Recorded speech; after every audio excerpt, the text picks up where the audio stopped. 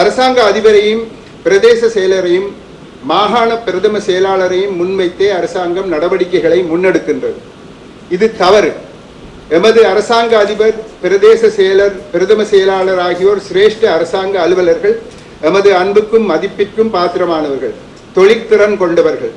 ஆனால் மக்களின் தேவைகள் பற்றி உரியவர்களுக்கு எடுத்துரைக்கவே பாராளுமன்ற உறுப்பினர்கள், மாகாண சபை உறுப்பினர்கள் ஆகியோர் தேர்ந்தெடுக்கப்பட்டுள்ளார்கள். மாவட்ட ரீதியாக மிகவும் அடிமட்ட தேவைகளை அறிந்தவர்கள் மாகாண சபை உறுப்பினர்கள் தான்.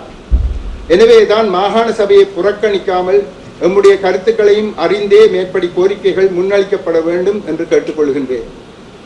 அரசியல் மட்டத்தில் எடுக்க வேண்டிய தீர்மானங்களை நிர்வாக மட்டத்தில் எடுப்பது எமது மக்களுக்கு பாரிய பின்னடைவுகளை ஏற்படுத்தும் என்பது எனது கருத்து.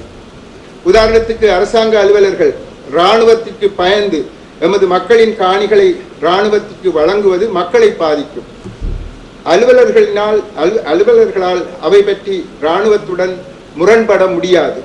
அதனை மக்கள் பிரதிநிதிகளாகிய நான் தான் செய்ய வேண்டும். இதை யாவரும் கவனத்திற்கு எடுத்துக்கொள்ள வேண்டும் என்று கேட்டுக்கொள்கின்றேன். மாகாண சபைகளை புறக்கணித்து எமது மக்கள் சார்பில் எந்த தீர்மானமும் எடுக்கப்படுவதை நாங்கள் வன்மையாக கண்டிக்கின்றோம்.